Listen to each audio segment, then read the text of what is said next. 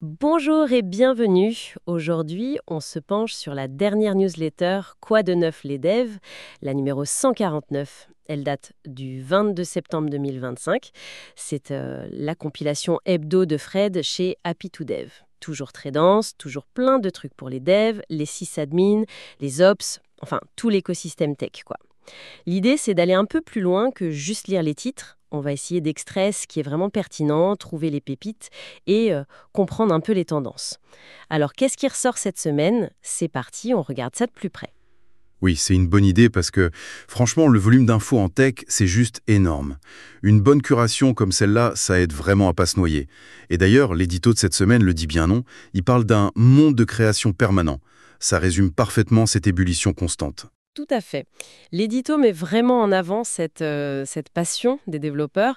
Il les voit un peu comme des créateurs, toujours en train de construire, même quand l'automne arrive. C'est une jolie image du métier, je trouve. Oui, et c'est plus que juste pisser du code, hein. C'est vraiment cette envie de créer, d'innover en permanence. L'édito souligne bien cette dimension passion. Alors avant de plonger dans les articles mêmes, un petit mot sur ceux qui rendent cette newsletter possible chaque semaine, les sponsors permanents. Oui, on commence avec Clever Cloud. C'est une plateforme PaaS française. Eux, leur truc, c'est vraiment l'automatisation pour simplifier la vie des développeurs. Hébergement, déploiement continu, sécurité. Ce qui est intéressant au-delà du côté souverain, c'est cette approche où tout est pensé pour que le dev se concentre sur son code, moins sur l'infra. D'accord. Ensuite, il y a Scalarex avec leur solution StackX.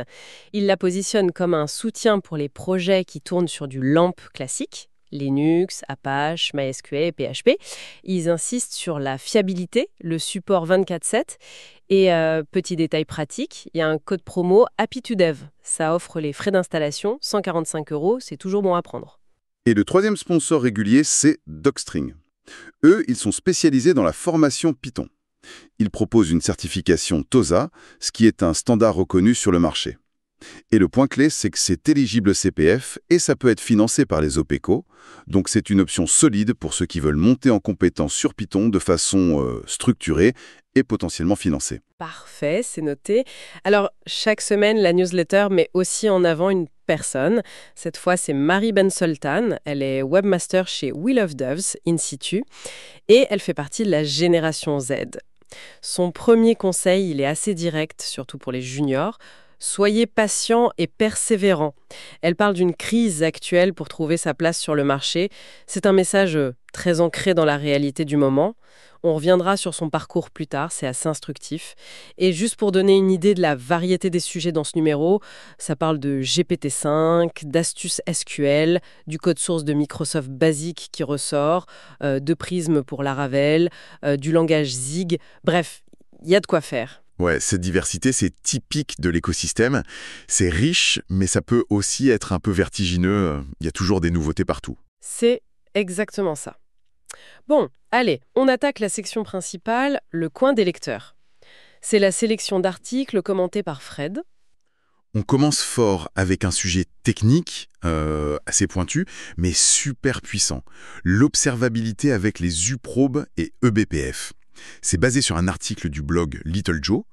En gros, eBPF, ça permet d'exécuter du code dans le noyau Linux de façon sécurisée. Et les UProbes, ça permet de s'accrocher à des fonctions spécifiques dans les applications qui tournent en espace utilisateur. Donc, en combinant les deux, on peut analyser super finement comment une appli se comporte, les latences, les erreurs, les appels système, mais sans toucher au code source, ni même redémarrer l'appli. C'est vraiment un gros changement pour le debug en prod. Ah ouais, donc on peut espionner un programme de l'intérieur sans rien modifier avant. C'est quand même assez fou comme capacité. Dans un tout autre style, un petit voyage dans le temps. Le code source de Microsoft Basic pour le processeur 6502 est maintenant open source, presque 50 ans après sa création.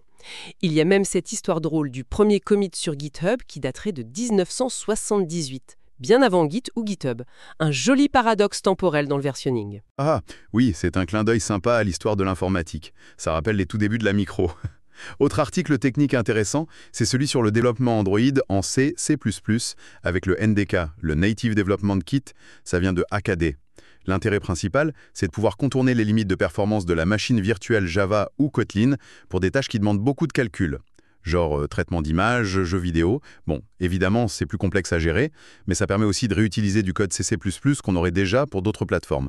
Et ça peut faire gagner pas mal de temps. De comprendre les plans d'exécution de la base de données. C'est vraiment la base pour savoir pourquoi une requête rame et comment l'améliorer, soit en la réécrivant, soit en ajoutant les bons index. C'est un savoir-faire qui reste essentiel, hein. Absolument. Et là, on arrive à un gros morceau.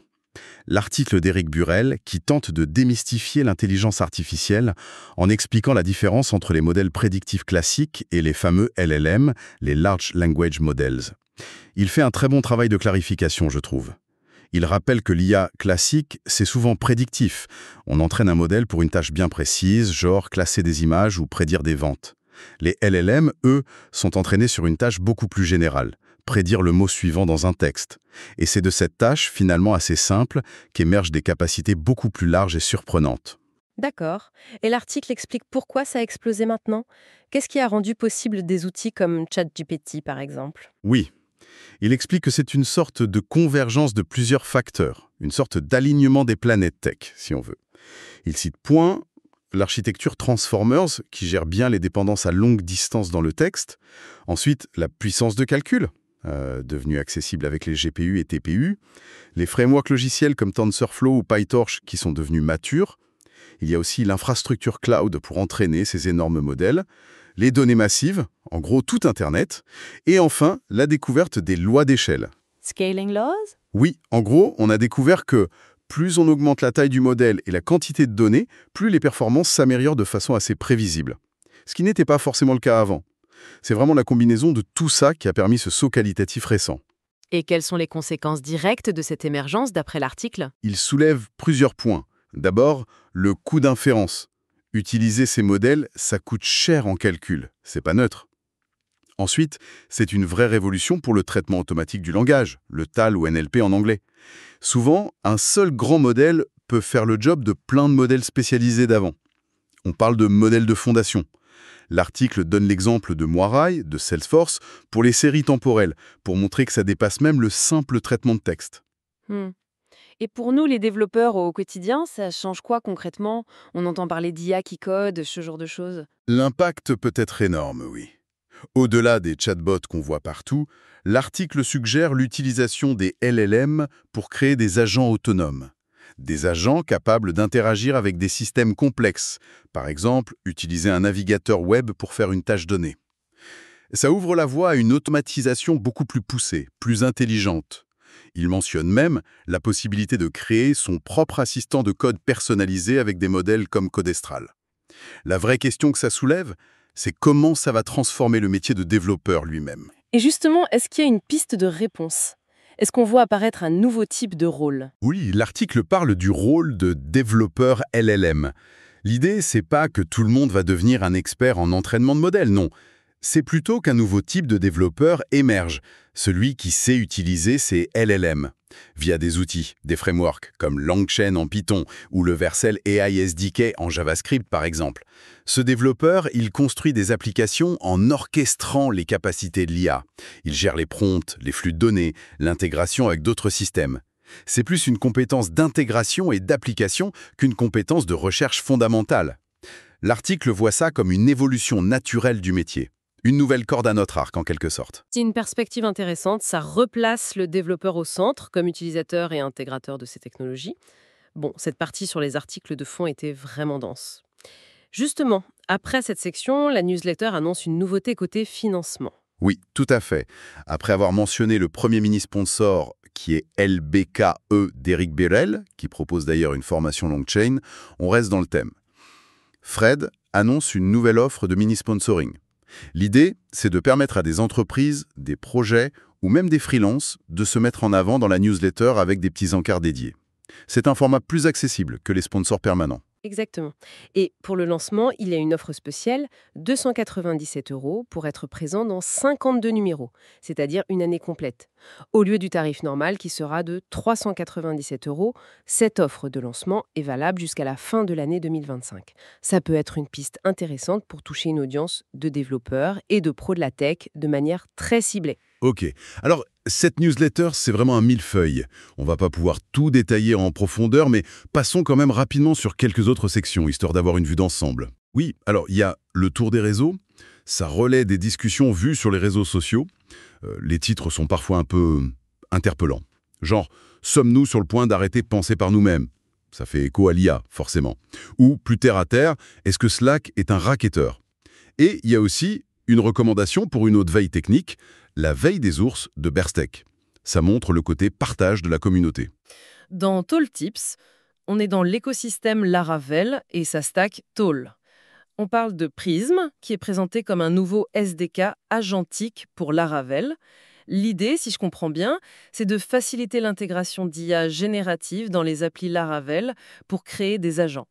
Il y a aussi des astuces sur le cache et des liens vers les communautés Laravel. Pour ceux qui préfèrent la vidéo, il y a Taton Popcorn.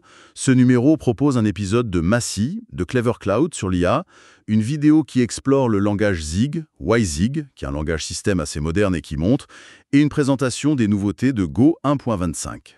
Côté audio, mets ton casque, signal des podcasts. Code Garage avec une interview d'Adrien Morin, créateur d'école de dev, /, qui parle ActuWeb et IA, et Tronche de Tech, qui spécule sur GPT-5. De quoi occuper les trajets. La section Les sorties de la semaine est toujours à surveiller. On note Swift 6.2, mais surtout Rust 1.90.0. Les points intéressants pour Rust 1.90, LLD devient l'éditeur de liens par défaut sur Linux x86-64, ça devrait accélérer la compile pour pas mal de monde. Le support natif de la publication des workspaces dans Cargo, ça c'est pratique pour les gros projets. Et la cible macOS passe en tier 2, avec outils hôtes, donc mieux supportés. La caisse à outils liste quelques outils utiles. Melissearch, un moteur de recherche open source apparemment très rapide. TextGlitch pour faire des effets de glitch sur du texte. Et Tails Linux, la distribution accès vie privée et anonymat. Pour les événements, la section conférences et événements mentionne Nantcraft, Voltcamp, CloudNor, et elle rappelle l'existence du site developers.events d'Aurélie Vache. C'est vraiment la ressource pour suivre les ConfTech en France et autour. La newsletter joue aussi la transparence sur son modèle économique avec la section affiliation. Elle met en avant Setup, le service d'abonnement aux applis macOS et les formations de Code Garage, avec le rappel du code Happy2Dev pour 10% de réduc. Et puis il y a une section très humaine, très utile. Demande de stage alternance job. Ce numéro met en avant 2 profils. Mario Souvilli-Grieco, qui est en reconversion et cherche une alternance pour un titre de concepteur-développeur d'applications, et Marin Lefort, qui cherche une alternance en cybersécurité pour son master. C'est un appel direct à la communauté pour aider ces personnes à trouver leur place. Et le pendant, c'est la section offre d'emploi. Les entreprises peuvent y publier leurs annonces, soit via des packs payants, soit gratuitement sur le site partenaire Framework Euros. Ça fait le lien entre l'offre et la demande. Voilà pour le survol rapide des autres sections. Maintenant, je propose qu'on revienne sur l'interview de l'invitée, Marie Bensultan. Parce que son parcours et ce qu'elle dit, ça donne un éclairage très concret sur la réalité des jeunes pros dans la tech aujourd'hui. Oui, son parcours est intéressant. Passer de la com au marketing, puis à l'IT chez Will of Devs, qui a été racheté par Insitu, ça montre une certaine capacité d'adaptation. Et son témoignage sur les difficultés d'insertion post-Covid pour les juniors, avec plus de concurrence, c'est un point vraiment important. Ça montre que les parcours sont moins linéaires qu'avant et que le contexte économique pèse. Elle explique aussi un peu ses rôles, d'abord webmaster et traffic manager. Traffic Manager, c'est centré sur l'acquisition de trafic, pub, SEO, etc. Webmaster, c'est plus large. Gestion du site, expérience utilisateur, remontée de bugs, contenu, relations clients. C'est intéressant de voir comment ces fonctions peuvent se recouper. Son voyage de 9 mois en Amérique latine est aussi très parlant. Au-delà de l'aventure, elle insiste sur ce que ça lui a apporté. L'adaptabilité, la résolution de problèmes sur le tas, et bien sûr, les langues. Anglais C1, espagnol B1, portugais A1. C'est un atout énorme professionnellement. Le voyage comme accélérateur de compétences humaines et linguistiques, c'est une vraie valeur ajoutée. Elle partage aussi des touches plus personnelles, elle aime l'île, et elle a cette passion pour l'ésotérisme avec cette phrase « J'ai choisi de croire à la magie ». Ça donne une image plus complète de la personne. Et ses conseils aux débutants sont très pragmatiques. La patience, la persévérance, oui, mais elle insiste beaucoup sur l'importance d'un portfolio soigné. Même pour des recruteurs non techniques, c'est une vitrine. Et surtout, elle martèle l'importance des soft skills, la communication, la collaboration, savoir s'intégrer dans une équipe. C'est souvent ça qui fait la différence aujourd'hui, à compétences techniques égales. Surtout quand le marché est un peu tendu. C'est un message clé. La technique seule, ça ne suffit plus. Et pour finir sur elle, ces outils du quotidien sont assez révélateurs. LinkedIn pour la veille pro, CapCut pour faire des vidéos. Apparemment, elle fait des hacks pour se faire embaucher en vidéo, c'est original. Et sa gourde d'eau. L'hydratation, c'est la base. Bon, on a vu énormément de choses à travers cette newsletter. Si on essaie de prendre un peu de recul, qu'est-ce qui ressort de tout ça? On voit un écosystème tech qui bouillonne, où la veille est essentielle. On voit des parcours comme celui de Marie qui montrent qu'il n'y a pas qu'une seule voie et que les compétences humaines sont de plus en plus importantes. Et puis il y a l'IA, les outils, les langages qui évoluent constamment. Qu'est-ce qu'on en retient au fond? Je pense que ça confirme surtout qu'évoluer dans la tech aujourd'hui, ça demande une curiosité permanente et une sacrée capacité d'adaptation. Et une newsletter comme celle-ci, c'est précieux parce qu'elle offre justement un condensé de tout ça. Des news techniques, des retours d'expérience qui donnent du sens, des outils concrets, des opportunités. C'est un peu une boussole pour naviguer dans ce flux constant, pour repérer les signaux faibles et les tendances de fond. Soft skills en tous de la technique, s'il ne fallait développer ou renforcer qu'une seule compétence, qu'elle soit technique ou humaine, pour bien négocier les 5 prochaines années dans ce secteur, ce serait laquelle? Voilà, c'est sur cette interrogation qu'on termine notre exploration. Merci d'avoir partagé cette analyse avec nous.